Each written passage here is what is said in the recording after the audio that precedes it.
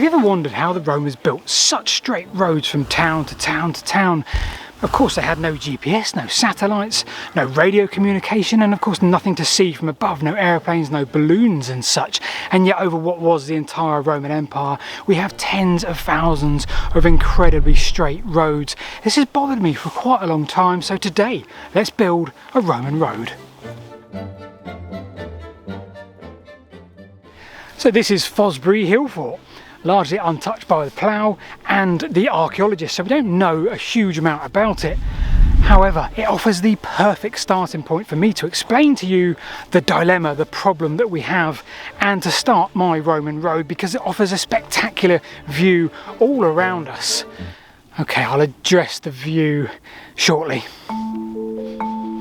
Okay, so picture the scene. You're a Roman surveyor and you've been tasked with building a Roman road from here, Fosbury Hill Fort, all the way across to Knapp Hill, some 13 miles, 21 kilometres in that direction. Now, of course, in the Roman era, we wouldn't be connecting Hill Fort to Neolithic camp. This is just to give me a head start using some hills. Now, you broadly know that Knapp Hill is somewhere in that direction, west, northwest-ish, but you don't know which angle you're going to be setting off at. So you can send one of your aides off to the distance to maybe the next hill or high point, get him to light a beacon, and you can start lining things up. But that's where the problem starts. Well, you see, I don't have sight of beacon 2 from my starting point, let alone 3 or 4. Now, the middle one of those could potentially line the others up with each other, potentially, so you might now have 3 or 4 in a row, but the communication involved with that, for a start, means a lot of runners going back and forth, but that isn't the main problem. So I may have gone maybe 1/3 of the distance. I've lined up maybe 4 or 5 beacons along route, and maybe I get halfway and I realise I'm not heading in quite the right direction. Maybe I'm a few degrees out. Well, then I'd need to correct every single beacon that I've done so far. That's hugely impractical and inefficient. It's not really Roman. Okay, so let's get back to basics, and to do that I need a couple of generic maps. Look what I've just found on the shelf. This is a book I had when I was a kid. I was 10 years old, I think, when I got this. Sort of one of those books that contains a bit of everything. Speaking of which, that reminds me very much of today's sponsor, which has just arrived in the post. Have a look at this. So this is this illustrated encyclopedia and this journey through sort of human invention and discovery. It's sort of it's called The Ultimate Guide to Rebuilding a Civilization, and it does exactly what it says on the tin. Have a look at some of this. How to weld. Previous page, how to make glue and duct tape, how to forge metals, and it's beautifully illustrated throughout the whole thing, and there's so much relevance to what I learn on this channel alone. How exactly do you extract lead, for example? In fact, this isn't just a book, this is like a snippet of history for all of the different pages. This is like such a good way of engaging with a little bit of history. So if this is something that you are looking to pick up, or maybe even as a gift for somebody else, well, what page are you heading to first? I've certainly got my favourites, and of course if you do want to pick this up, well, we've got a link in the description below. Go give that a click, and don't forget to use our promo code Whitewick10 when you do. Let's get back on track.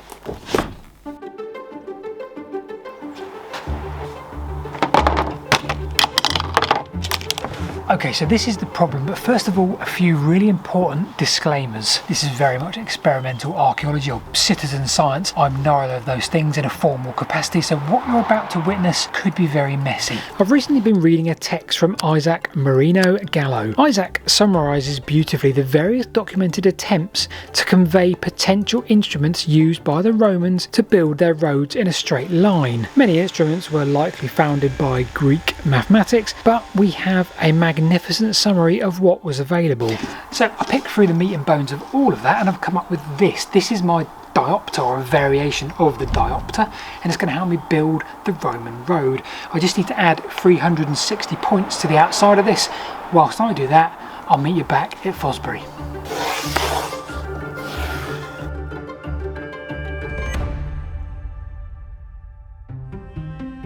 So I have to draw a straight line in that direction towards Knapp Hill. That's 13 miles or 21 kilometres away. Now I have no idea exactly what angle to start heading off in. It's broadly in that direction. I believe, based on the work from Isaac Gallo, that the Romans would have used triangulation. So can I triangulate my way to Knapp Hill and draw a straight line based on that triangulation? 13 miles or so without using an OS map to set me off. At home you'll see I've given myself a large blank sheet of paper, and I'll use this to plot all of the measurements that I take along the way. So I need to head off in that direction. I need to draw a straight line on my own map. So based on the work from Isaac Gallo, well, he suggested the Romans did use a number of tools, one of which was one of these. So I'll be using this, and I'm going to be drawing my own map with my own readings, which I will take along the way to try and triangulate myself all the way to Knapp Hill. Not the best day today because it's quite misty. Bit of poetic license is going to be chucked in here and there. I've got my diopter, I've got a packed lunch. Let's do this. Okay, so disclaimer number 28 of the day. I'm not a surveyor, never have been, never will be. But this is a hypothesis, if you will. So essentially what I'd like to do is draw triangles from high points all the way over to Knapp Hill and try and work out somehow exactly from that which direction I should be heading off in.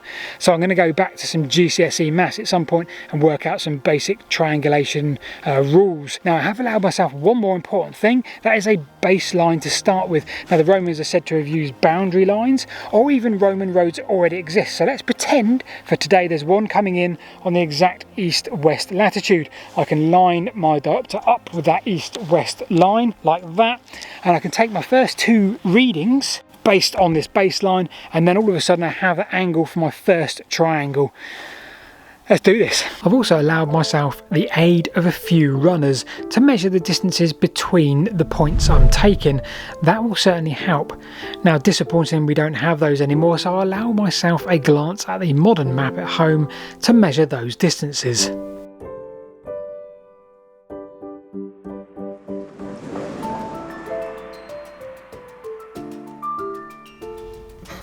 Okay, so I won't lie to you, this is probably one of the most difficult things I've done in my little filming career. It took the best part of 2 days. Now the fog that you see wasn't quite as bad as it looks. I could see some other markers on the landscape and the hills across some of the valleys. The naked eye could see that. As I said, I've also given myself a helping hand with the OS maps to ensure I got my angles right and of course the distances. But disaster was just around the corner from perhaps the most unlikely source. One surveyor has broken one's instrument. I was just carrying this, slipped off my shoulder, hit me in the nose on the way down, and then kind of pierced a hole in the top of it. All was not lost though. I managed to screw it back together and the turny thing still turned, so we're back in business. As I undertake this ridiculous project, well, you can't help but think about those that did this for real. Whatever era, I guess, they probably weren't rushing around like an idiot in the fog. Instead, for them, precision would have been everything. Yet they still probably faced the same challenges as me, the same fog, the same sun, the same weather of all types, carving their way through the landscape with an immaculately straight line being the ultimate goal. And in a way, I guess I'm doing the same thing. Not building a road, but seeking this connection between history and the now, between the knowledge and my curiosity. Maybe that's my line. Well, this is what makes me feel alive, more than I ever have done before. Not the measuring or the mapping as such, but maybe the notion that 2,000 years ago someone may have stood on this very spot with exactly the same struggles as I have now. This is the final point, and I've made about 30 to 40 measurements between here and back at Fosbury in an attempt to make a lot of triangles, a lot of angles. I now need to understand those measurements better and fill in all of the blanks, and then perhaps then I can work out an angle to start the direction of the Roman road from Fosbury to here. How accurate is that going to be?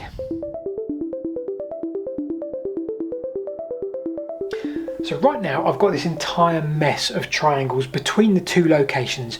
Every triangle has got every angle accounted for because I've been able to fill that in, and it's got every distance because I've been lazy and I've sent my aides to go and measure the distance between the two locations. So I've got this wonderful mess of numbers right here in front of me.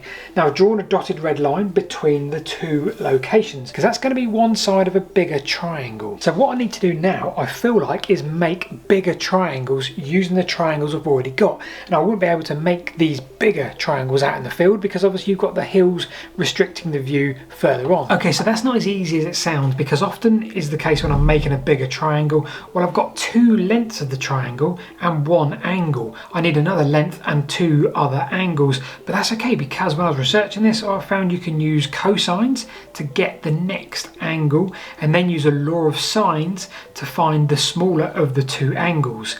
Then I subtract those from 180 degrees and I've got my third angle.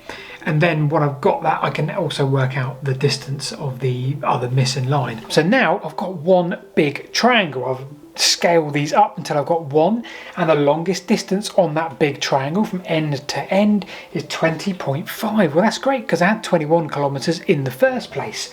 So now I just need to put that big triangle on the original map and mark it against my first marker, and I've come up with 59 degrees from that first marker. So now if I put a protractor on screen on Google Maps, well, I can see how accurate this whole exercise was. Okay, so I was around 2 kilometers too far north here. I'm still confident though that these methods could have been used. The geometric equivalent of the law of cosines, for example, well, that was around in 300 BC. I think with a bit more time and a bit more understanding, I probably would have got there, or at least a bit more accurate. Big thanks to you for watching, and of course a big thanks to our sponsor this week, The Book. If you want to learn about perpetual motion or ploughing and tools amongst 180 other beautifully illustrated things, well, you can click on the link in the description below, and don't forget to use our promo code Whitewick10. We'll see you this time next week.